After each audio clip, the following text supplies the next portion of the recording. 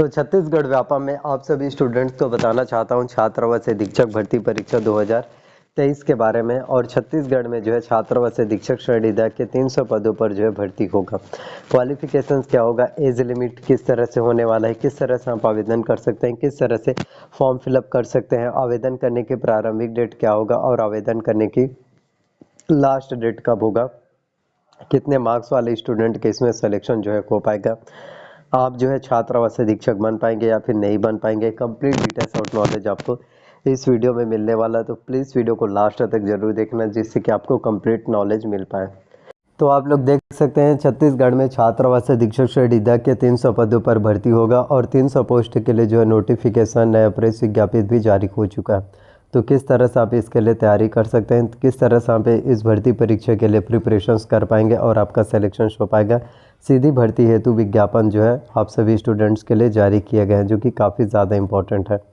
तो आदिम जाति तथा अनुसूचित जाति विकास इंद्रावती भवन नवा रायपुर अटल नगर छत्तीसगढ़ के अंतर्गत जो है छात्रावास अधीक्षक श्रेणी द के सीधी भर्ती के रिक्त पदों पर जो है आप लोगों के लिए नोटिफिकेशन जो है जारी किए गए हैं, जो कि काफ़ी ज़्यादा इम्पोर्टेंट है। तो छात्रावास अधीक्षक श्रेणी द के 300 पदों पर भर्ती होगा और 25,300 रुपये आपको सैलरी मिलेगा और 25,300 रुपये से लेकर 80,500 रुपये के सैलरी आपको मिलेगा। अगर हम बात करें लेवल वेतन मैट्रिक्स के, तो इसमें लेवल वेतन मैट्रिक्स से लेवल 6 का आपको इसमें सैलरी जो है मिलने वाला है। ये काफ़ी ज़्यादा इम्पोर्टेंट है और विज्ञापन जो है आप लोगों के लिए प्रेस विज्ञापित जो है जारी कर दिया गया है, जो कि सभी स्टूडेंट्स के लिए इम्पोर्टेंट होने वाला है। अब मैं आपको बताना चाहता हूँ सिलेबस के बारे में, ताकि आप एग्ज़ाम्स की तैयारी जो है अच्छे से कर सकें।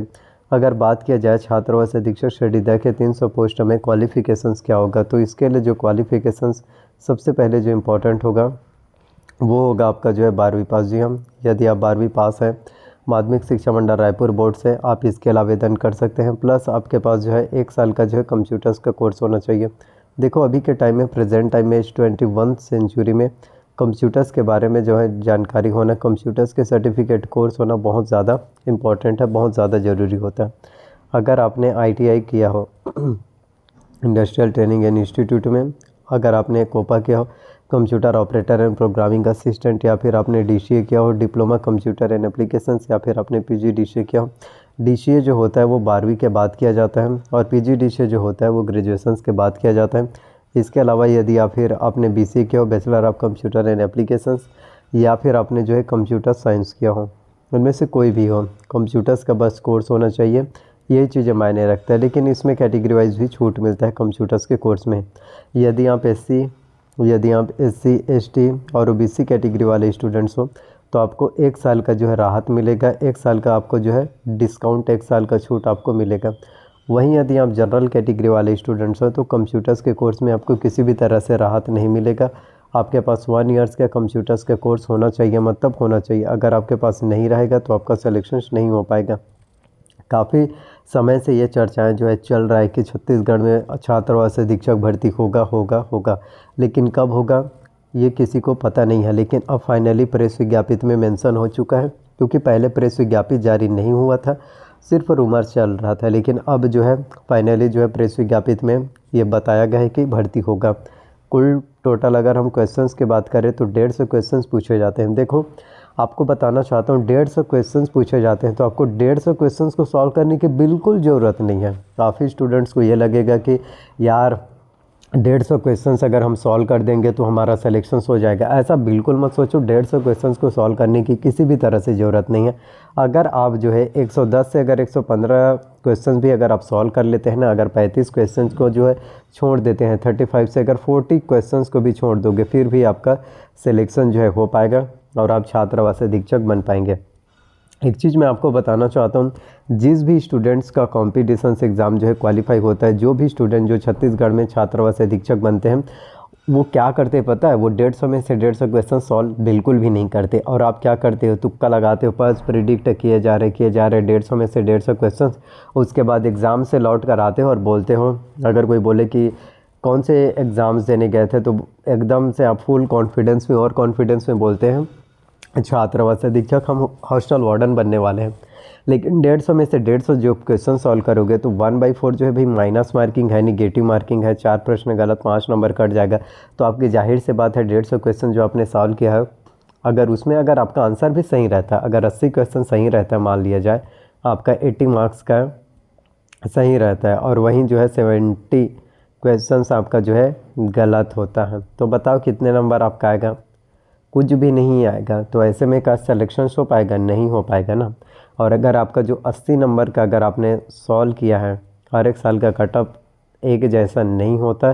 कितनी बार मैं आपको वीडियोस में बता चुका हूँ। कई बार होता है कि 80 से 85 नंबर वाले स्टूडेंट्स का भी सिलेक्शन हो जाता है। कई बार देखो कट ऑफ किस तरह से होता है पता है? जब क्वेश्चन जो है ईजी पूछे जाते हैं ना, तो कट ऑफ जो होता है वो हाई जाता है। जी हाँ, इस बात को याद रखना। और जब क्वेश्चन जो है एकदम से टफ जो है कठिन रहते हैं ना, तो कट ऑफ जो होता है वो कट ऑफ आपका लो जाता है।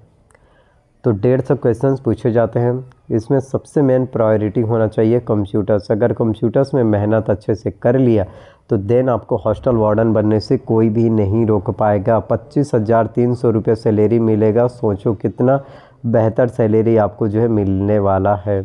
और ये अपॉर्चुनिटीज़ बार बार नहीं आएगा, एक बार ये आप लोगों के लिए 300 पोस्ट निकल कर आ रहा है। शायद फ्यूचर्स में कब आपको ये इतने ज़्यादा भर्तियाँ, इतने ज़्यादा वैकेंसीज, इतने ज़्यादा रिक्वायरमेंट्स देखने को मिले, शायद पता नहीं।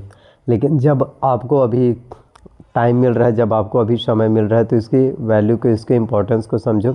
इसलिए जितना हो सके काम करो, खुद के ऊपर भरोसा करो, अपने आप के ऊपर बिलीव करो। इस दुनिया में कोई आपकी कामयाबी नहीं छीन सकता, आप खुद अगर मेहनत करोगे तो इसलिए मेहनत के ऊपर ही सबसे ज़्यादा फोकस करना। ये किस्मत के ऊपर या आगे क्या होगा, इन चीज़ों के बारे में सोचने से अच्छा है मेहनत करो। किस्मत रहा वो भी बहुत अच्छी बात है, लेकिन मेहनत करो प्लस किस्मत दोनों अगर मिल गए तो 100% है कि सक्सेस आपको मिल पाएगा। तो जो आप कर सकते हो कम से कम वो तो कीजिए। आप मेहनत कर सकते हो वो तो कीजिए। किस्मत के भरोसे थोड़े ना बैठे रहोगे। तो जल्द ही आप लोगों के लिए 300 पदों पर जो है विज्ञापन जो है जारी होने वाला है। आपको मैं बताना चाहता हूँ सिर्फ 25 से 28 दिन का आपके पास जो है 25 से 28 डेज़ का ही आपके पास समय होता है भर्ती परीक्षा के लिए। तो एक भी दिन मिस मत करना। डेली जो है अभी से पढ़ाई करो, क्योंकि जब नोटिफिकेशन आएगा आपके पास टाइम नहीं होगा पढ़ाई करने के लिए। तो यही सब जानकारी अपडेट मैं आपको बताना चाहता था। बहुत मेहनत लगता है एक वीडियोस को क्रिएट करने में, एक वीडियो को बनाने में, तो प्लीज़ अप्रिशिएट ज़रूर कीजिए। वीडियो पसंद आता है तो लाइक ज़रूर करके जाना।